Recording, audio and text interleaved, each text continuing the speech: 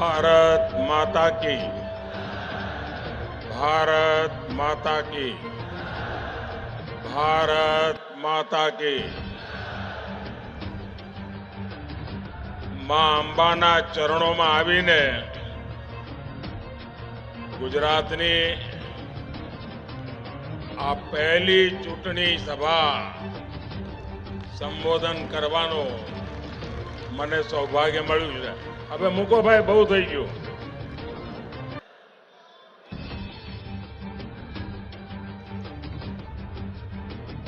आ फोटावाळा भाईओ पण फोटा नीचे ज राखो, पाछळ देखातुं नथी।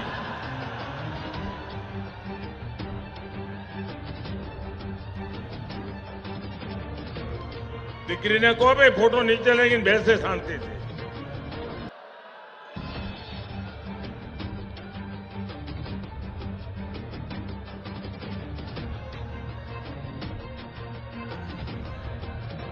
साथियों, भाई आपने कोने बताओ जो फोटो जोई लीधो मैं।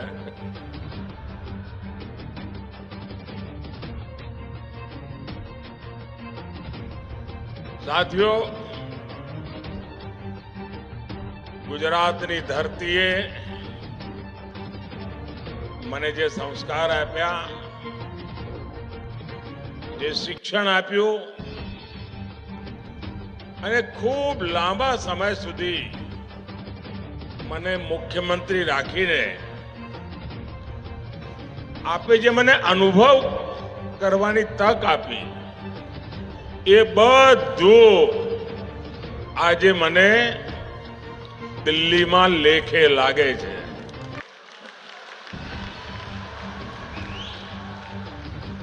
હમણાં સંચાલક બેન કહેતા હતા કે પીએમ સાહેબ, પછી અમારા CR પાટીલ પણ બોલ્યા પીએમ સાહેબ।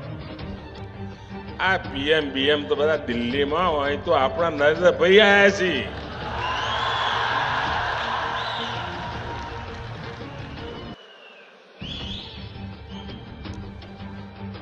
અને આજે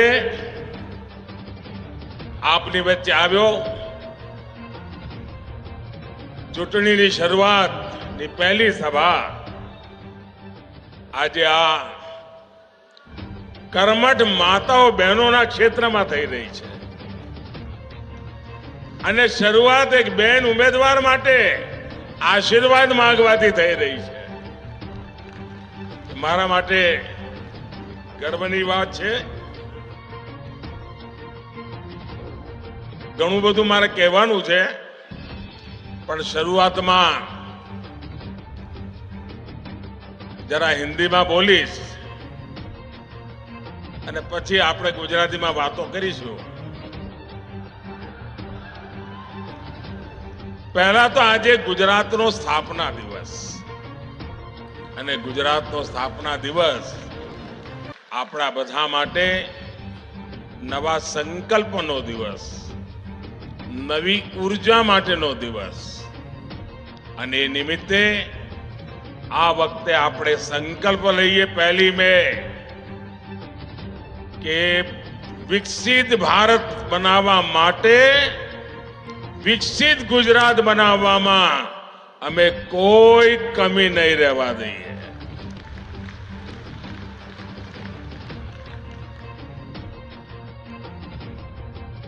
आप सबने मुझे 2014 में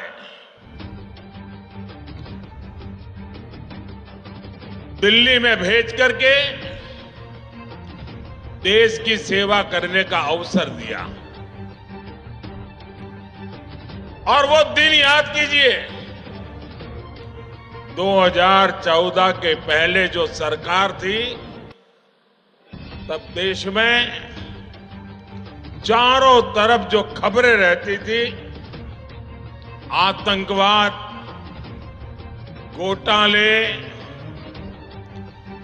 चारों तरफ भ्रष्टाचार, सारे नीति निर्णय ठंडे बस्ते में पड़े थे। देश निराशा की गर्त में डूब गया था। देश का नौजवान ये सोच रहा था कि मेरा भविष्य का क्या होगा, और ऐसे विकट कालखंड में आप लोगों ने मुझे देश की सेवा करने का मौका दिया। और जैसा आपने मुझे ट्रेनिंग दी थी, जैसी आपने मुझे शिक्षा दी थी, मैंने मेहनत करने में कोई कमी नहीं रखी। पल पल देशवासियों के नाम, पल पल देश के नाम, आपके नाम। और मैंने कोशिश की कुछ संकट भरी स्थिति से देश को बाहर निकालूं, सामान्य मानवी की उम्मीदें पूरी करूं। आप मेरे गुजरात के भाई बहन, आप मुझे करीब 25 साल से सरकार में काम करते हुए देखा है,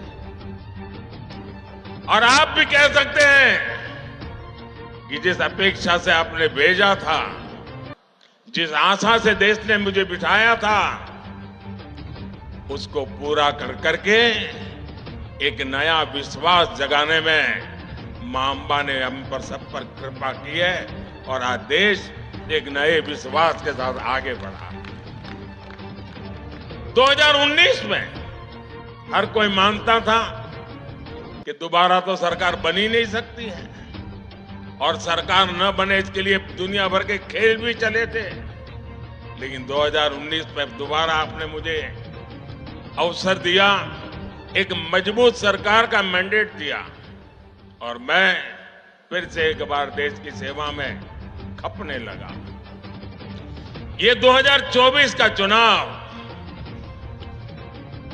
ये 2024 के चुनाव में मेरे 20, 22, 25 साल के अनुभव को लेकर के आया हूं। 10 साल मैंने देश को चलाया है जिस प्रकार से, और देश जो नई ऊंचाई पर पहुंचा है, और देश के सामर्थ्य को मैंने भली भांति जाना है, समझा है। उस सामर्थ्य से मैं पुजारी बन गया हूं, और देश के उस सामर्थ्य के आधार पर मैं गारंटी लेकर के आया हूं। गारंटी ऐसे नहीं दी जाती, बहुत बड़ी हिम्मत लगती है। लेकिन मेरे पास अनुभव था, देश के सामर्थ्य को जानने पहचानने की शक्ति थी, और मेरी गारंटी है,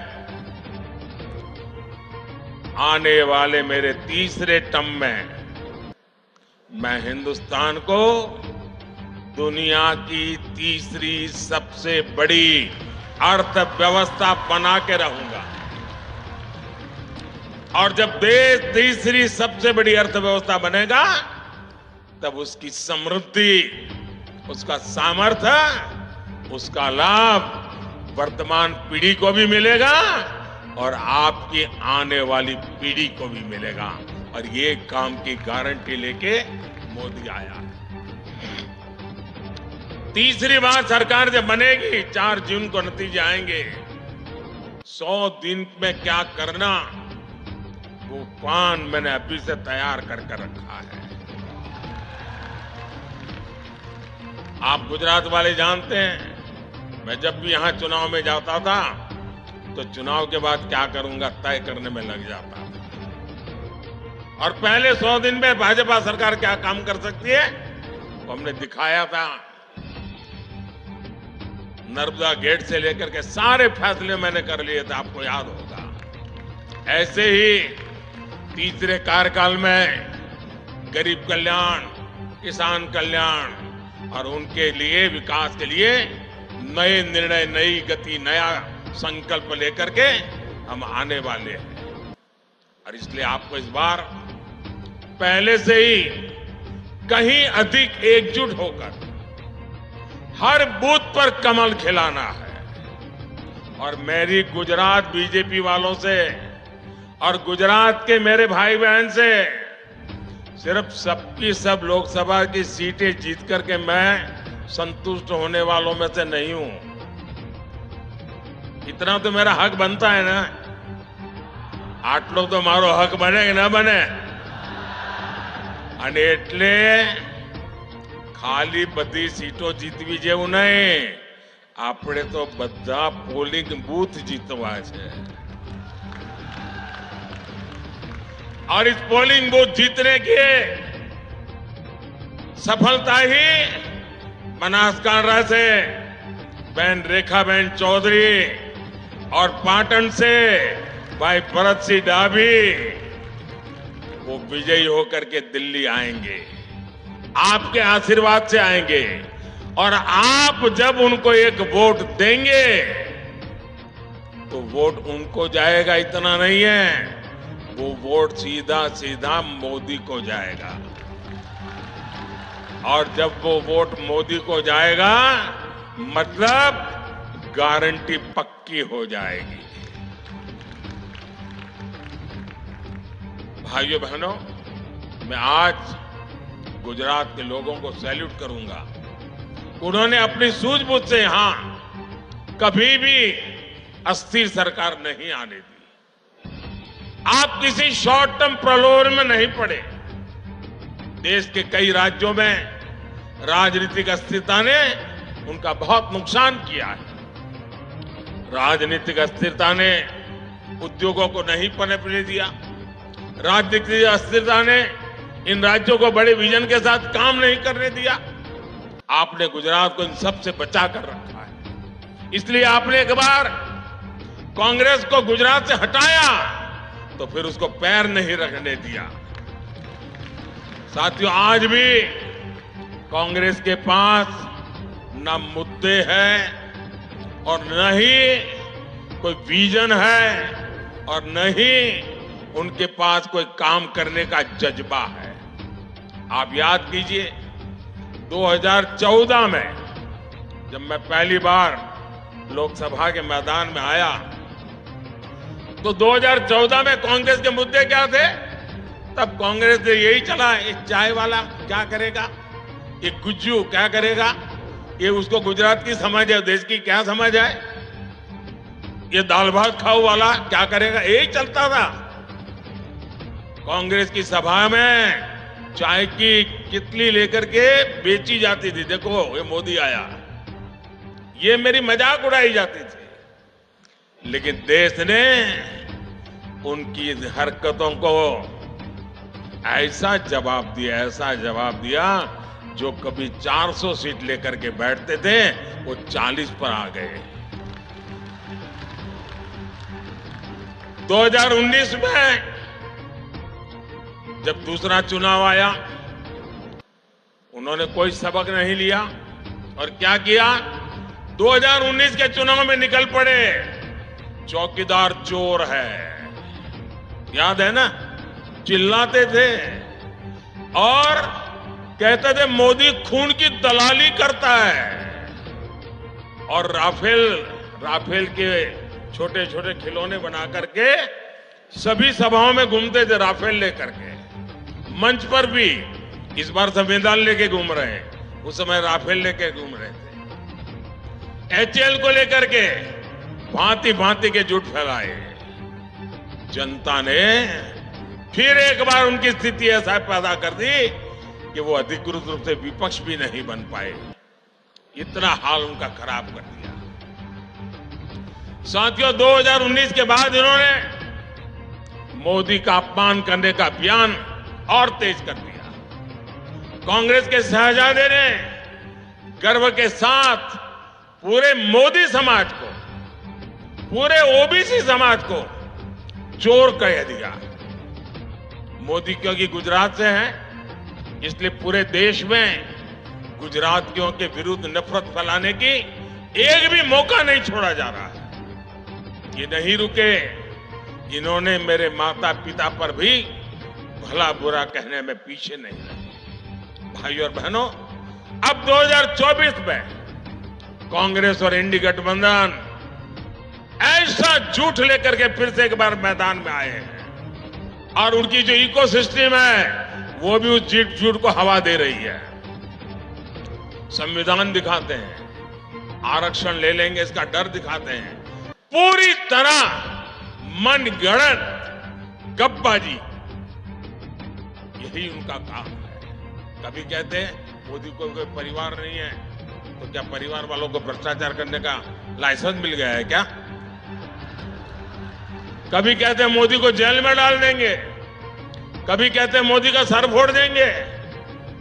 ऐसी ऐसी बातें लेकर के वो चुनाव के मैदान में उतरे हैं। और देखिएगा इस बार भी ये पहले से कम सीटों में सिमट जाएंगे।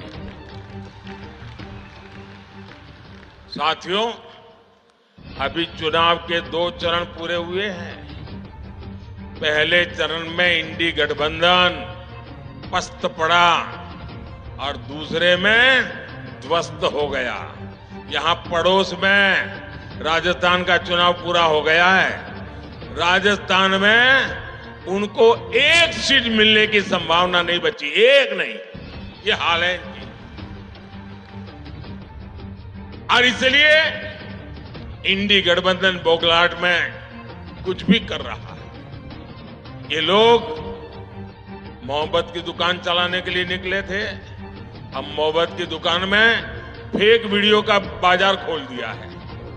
अब चुनाव में उनकी बातें नहीं चलती हैं, तो फर्जी वीडियो बना करके फैला रहे हैं। आप कल्पना कीजिए, जिस पार्टी ने 60 साल तक देश पर राज किया, इतने सारे इनके प्रधानमंत्री रहे, मंत्री रहे, जनता के पास जाने के लिए उनकी जुबान पर सत्य नाम का शब्द नहीं है और उनकी मोहब्बत की दुकान में फेक फैक्ट्री रूप में अब काम करने लगी है।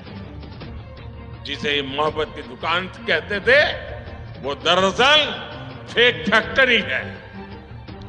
कांग्रेस के वीडियो फेक, कांग्रेस की बातें फेक, कांग्रेस के वादे फेक, कांग्रेस के नारे फेक, कांग्रेस की नीयत फेक। और लड़ना है, मोदी है, चाय वाला है, मामूली है, गरीब का बेटा है। अरे आओ ना यार, 2-2 हाथ कर लो, हो जाए मुकाबला।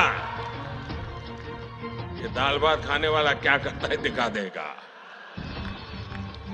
अरे हिम्मत है तो सामने से वार करो, ये फेक वीडियो का गेम बंद करो।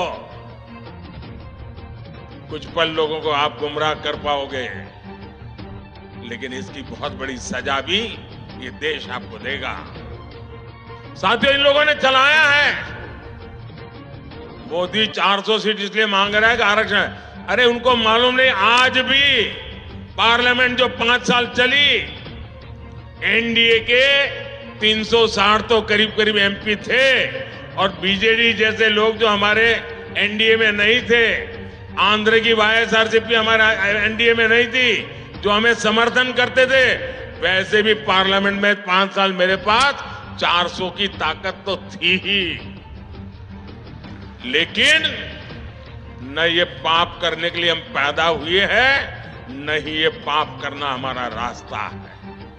बाबा साहब आंबेडकर ने जो संविधान दिया है, देश के संविधान के निर्माताओं ने जो संविधान दिया है, उस संविधान की शुचिता, उस संविधान का संरक्षण। और कांग्रेस वाले उनकी जमात कान खोल के सुन ले, ये मोदी है। मोदी जब तक जिंदा है, मैं तुम्हें कभी भी धर्म के आधार पर आरक्षण का खेल खेलने नहीं दूंगा।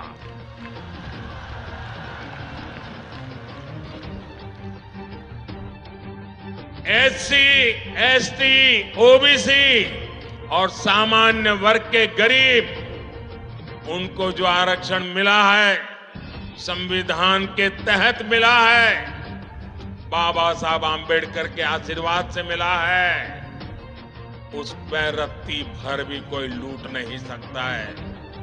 तुम्हारा जो इरादा है, वो इरादा है कि दलित समाज, आदिवासी समाज, पिछड़े समाज के लोग, सामान्य वर्ग के गरीब लोग, जिनको आरक्षण मिला है, उस आरक्षण में से लूट चलाकर धर्म के आधार पर तुम मुसलमानों को आरक्षण देना चाहते हो।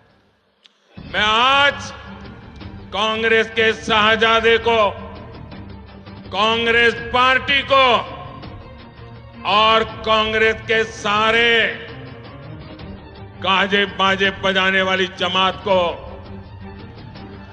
चुनौती देता हूं। मैं उनको चुनौती देता हूं, अगर उनमें हिम्मत है तो घोषणा करें कि वे कभी भी धर्म के आधार पर न आरक्षण का दुरुपयोग करेंगे, न संविधान में खिलवाड़ करेंगे, न ही धर्म के आधार पर किसी को आरक्षण देंगे। घोषणा करो, हिम्मत हो तो।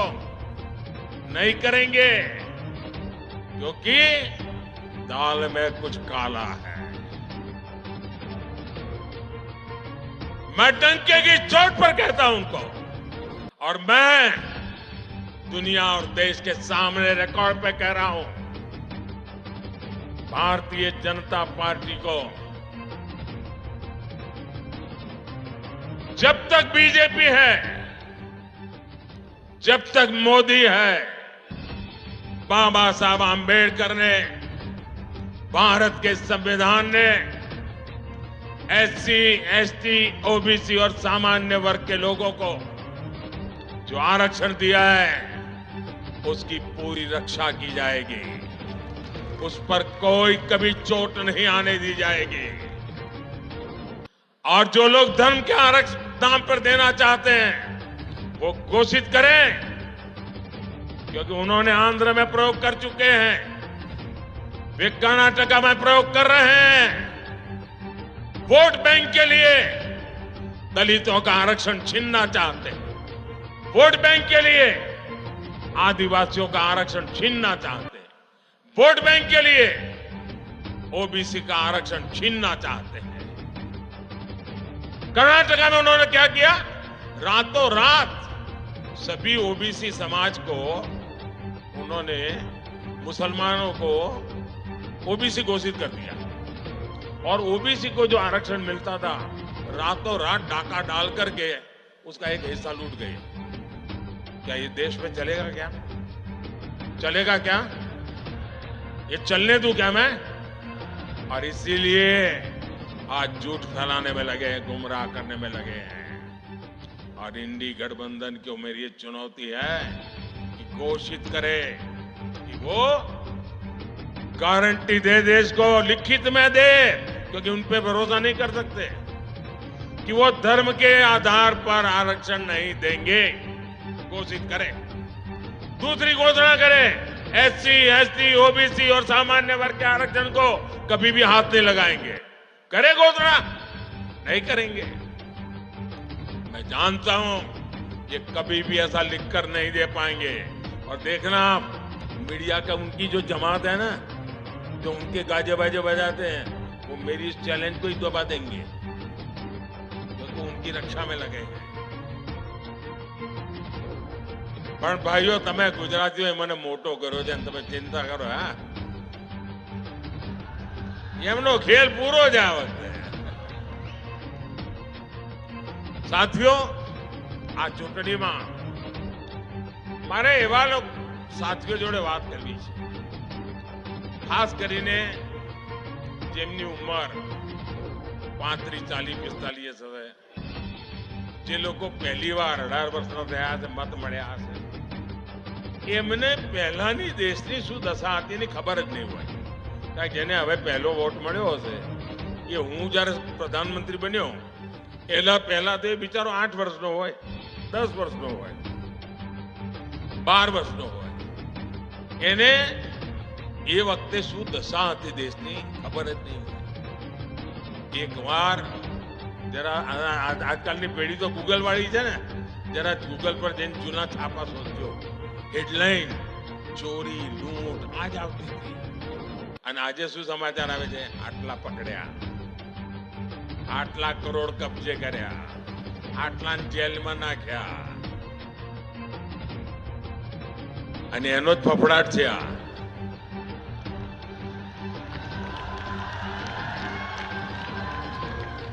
તમે મને કહો ભાઈ, આ દેશના લોકોની કાળી મજૂરી કરીને જે ટેક્સ આપ્યો હોય એને હું લૂંટવા દઉં? લૂંટવા દેવાય? અને આ લૂંટારાઓને ઠીક કરવા જોઈએ કે ના કરવા જોઈએ? હવે હું એક કામ કરું છું, મારો વાળ ખેંચે છે.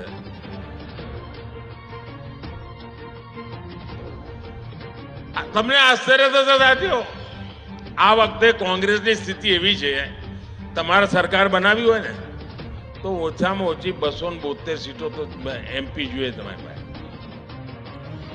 અમારી સિવાય, ભાજપ સિવાય આ દેશમાં એક પણ પોલિટિકલ પાર્ટી, કોંગ્રેસ પણ 272 લડાવતા જ નથી. બોલો, એટલે તમે 272 લડાવતા નથી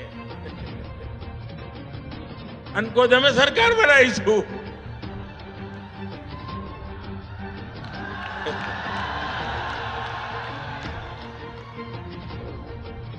આજે તો એમની સ્થિતિ એવી છે કે આ એમનું જે શાહી પરિવાર છે ને, દિલ્હીમાં રહે છે,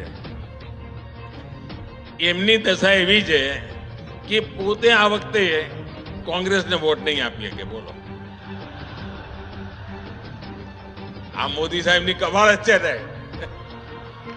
શાહી પરિવાર કોંગ્રેસને વોટ જ નહીં આપીએ કે. આ વખતે ત્યાં કોંગ્રેસનો ઉમેદવાર જ નથી. અહીંયા આપણા ત્યાં ગુજરાતના મોટા નેતા હતા અહેમદભાઈ. અહેમદભાઈ તો હવે રહ્યા નહીં. અહેમદભાઈનું પરિવાર ભરૂચમાં રહે છે. એમની દશા એવી, કોંગ્રેસને મત નહીં આપે. અહેમદભાઈનું પરિવાર કોંગ્રેસને વોટ નહીં આપી શકે. કોંગ્રેસના એક મોટા નેતા બનતા સુધી ભાવનગરમાં જ રહેતા હતા, મત એમનો ભાવનગરમાં જ હશે. એ ભાવનગરમાં કોંગ્રેસને વોટ નહીં આપી શકે. આ કોંગ્રેસની દશા છે. તમે વિચાર કરો. અને આ કોંગ્રેસને સંપૂર્ણપણે જ્યારે એમનો ચૂંટણી ઢંઢેરો આવ્યો ને ત્યારે મેં કહ્યું હતું આ મુસ્લિમ લીગની છાપ છે આમાં. અને એક પછી એક પાના ખોલવા માંડ્યા છે. હવે એમણે માઓવાદી ઘોષણાઓ કરવા માંડી છે, નક્સલવાદી. એમણે કહ્યું છે હવે એમણે પાર્ટી તો બરબાદ કરી, હવે હું તો મર્યો તને મારું, એ મૂડમાં દેશને બરબાદ કરવા નીકળ્યા છે. એમણે પાર્ટી તો તબાહ કરી દીધી, દેશને બરબાદ કરવા નીકળ્યા છે. અને એમણે એક નવો એમણે કહ્યું છે અમે એક્સરે કરીશું આખા દેશનો. કહ્યું છે ને આખા દેશનો એક્સરે કરીશું. એટલે તમારા લોકરમાં શું પડ્યું છે? એક્સરે. તમારા ઘરમાં શું પડ્યું છે? એક્સરે. તમારું બેંકમાં શું પડ્યું છે? એક્સરે. તમારા ત્યાં કઈ દાગીનો બાજરાના કે જવારના ડબ્બામાં રાખી મૂક્યો હોય? એક્સરે. પછી લૂંટી લેવાનું. આ એમણે મેનિફેસ્ટોમાં કહ્યું છે જે બધું છે પછી જેની પાસે નથી એને વેચી દેવાનું. તમે આ ગરીબી વેચવા નીકળ્યા છો ભાઈ. આ દેશને તમે તબાહ કરવા નીકળ્યા છો. શું માંડ્યું છે તમે? તમે વિચાર કરો. એમણે બીજી એક વાત કરી. એમના એક ખેરખા બેઠા છે વિદેશમાં, એમણે ત્યાંથી સંદેશો આપ્યો, જાહેરમાં કહ્યું આપણે ત્યાં દરેક મા બાપ એની ઈચ્છા હોય ને કે ભાઈ મૃત્યુ પછી સંતાનોને કઈ ને કઈ આપીને જવું. દરેક મા બાપની ઈચ્છા હોય કે ના હોય? કોઈ મા બાપ એવું હોય કે હું તો દેવું કરીને જઈશ, છોકરા ભરશે, એવો કોઈ મા બાપ હોય ભાઈ? એકે મા બાપ એવા હોય? બધા મા બાપ કઈ ને કઈ બચત કરે કે ના કરે? છોકરાઓ માટે આપીને જવાનો વિચાર કરે કે ના કરે? હવે કોંગ્રેસ વાળાએ એના ઉપર દોરો નાખ્યો છે અને એમણે જાહેર કર્યું છે કે હવે તમે જે બચાવ્યું હોય એ તમે તમારા સંતાનોને નહીં આપી શકો. એમાંથી અડધા કરતા વધારે કોંગ્રેસની સરકાર બનશે તો તમારી પાસેથી ટેક્સ રૂપે લઈ લેશે. 55% ટેક્સ નાખશે. એટલે માનો કે તમારી પાસે 10 એકરનું ખેતર છે અને તમે છોકરાને સંતાનોને 10 એકર આપીને જવા માંગો છો તો તમારા 5 એકર સરકારમાં ગયા ને 5 એકર રહ્યા. આ કાયદો લાવવાના છે. તમારી પાસે 2 ભેંસ હોય તો 1 ભેંસ કોંગ્રેસ વાળા કહે છે સરકારમાં આપી દો, 1 તમારા છોકરાને આપવાની. કેમ? તો અમારે 1 ભેંસ અમારી વોટ બેંકમાં આપવાની છે. આ કાયદેસર લાવવા મેનિફેસ્ટોમાં લખ્યું છે. બોલો, આ હિંમત એમની. હવે આ દેશના નાગરિકને આપણે સમજાવવું જોઈએ કે ના સમજાવવું જોઈએ? ભાઈ, અમે તો તમારી તાકાત વધારવાનું કામ કરી રહ્યા છે. એ તમે ભેગી કરેલી તાકાતને લૂંટવાનું કામ કરવાનું વિચારી રહ્યા છે ભાઈ. અને એટલા માટે મારી આપ સૌને વિનંતી છે કે આ કોંગ્રેસથી ચેતતા રહેજો. આ લોકોએ જે એમના બધા પાપો શરૂ કર્યા છે, જે ફર્સ્ટ ટાઈમ વોટર છે, એમને ખબર નહીં હોય. ગુજરાતમાં એક જમાનો હતો 30-35 ના, એમને ખબર નહીં હોય. સાંજે વાળું કરતી વખતે વીજળી નહોતી આવતી ભાઈ. આપણા બનાસકાંઠામાં પાણી ન મળે. પાણી મહેમાન કહેતી જઈએ ને તો રાત રોકાવતા ને ચિંતા થાય, સવારે નાહવા માટે ડોલ પાણી લાવીશું ક્યાંથી? એવા દિવસો હતા. આજે આપણે ત્યાં અનારની ખેતી થવા માંડી અને આલુની ખેતી, બટાકાની ખેતીમાં તો ક્યાંય પહોંચી ગયા. આ કોંગ્રેસ વાળા કોકને કયું લાગે છે અમને કે અહીંયા આલુની ખેતી થાય છે, સોનું બનાવવા આવી જશે.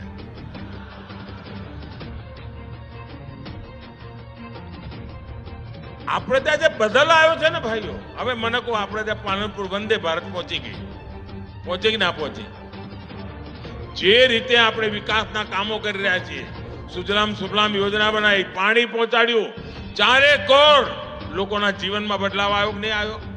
નળથી જળ. નહીં તો આપણે ત્યાં અહીંયા ઉત્તર ગુજરાતમાં તો માથે બેડલા લઈને 3-4 કિલોમીટર જવું પડતું. આપણી માતાઓ બહેનોનો અડધો દાડો પાણીમાં જ જતો. આ બધામાંથી આપણે બહાર લાયા. એના માટે કાળી મજૂરી કરી જ ભાઈ. એટલે જે જૂની પેઢીના લોકો છે એની બધી ખબર છે, પણ આ જે 40 થી નીચેના જે છે ને, એ બધાના જૂની ખબરો નથી ભાઈ. એટલે યાદ કરાવવું પડે કે આપણે હવે એવા દિવસો નથી લાવવાના. વાર તહેવારે આપણે ત્યાં ઉલ્લડ થતા હતા ભાઈ.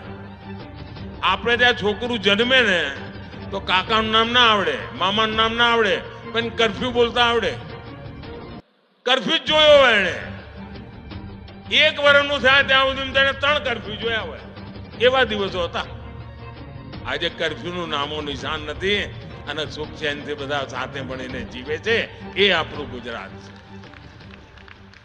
ભાઈઓ બહેનો, શિક્ષણમાં મને યાદ છે, હું જ્યારે કન્યા કેળવણી માટે કામ 2002માં જ્યારે નવો મુખ્યમંત્રી બન્યો હતો, કન્યા કેળવણી ચીજ બનાસકાંઠાનું નામ સૌથી નીચે આવે. આજે એમાંથી મોટી ક્રાંતિ થઈ અને આધુનિક શિક્ષણની દિશામાં મારું બનાસકાંઠા આગળ વધવા માંડ્યું ભાઈ. બાળકો નિશાન નહોતા જતા, આજે જવા માંડ્યા. એટલા મને ઉચ્ચ શિક્ષણ તરફ જવા માંડ્યા. કહેવાનો મારો તાત્પર્ય એ છે ભાઈ કે ગુજરાતે વિકાસ જે કર્યો છે એની પાછળ એક વિઝન રહ્યું છે, એક લાંબા ગાળાની મહેનત રહી છે અને એના પરિણામે આજે આપણું ગુજરાત આગળ વધ્યું છે. મારી સૌ મતદાતાઓને વિનંતી છે, સૌ મારા વહાલા નાગરિક ભાઈઓ બહેનોને વિનંતી છે, આપણે તો બનાસકાંઠાના લોકો ધૂળની ડમરીઓમાં મોટા થયા છીએ. આપણે તો ગરમીને ઓગાળી દીધી એવા લોકો છીએ. ગમે તેટલી ગરમી હોય, મતદાન વધવું જોઈએ. વધુમાં વધુ મતદાન થાય અને જૂના બધા રેકોર્ડ તૂટવા જોઈએ. તોડશો તો ભારતીય જનતા પાર્ટીને ભવ્ય વિજય અપાવજો. ગુજરાતની બધી સીટો જીતાડજો. આપણી 2 સીટો અહીંયા જે ભેગા થયા છે બધા જીતાડજો. પાક્કો? બોલો ભારત માતા કી, ભારત માતા કી, ભારત માતા કી.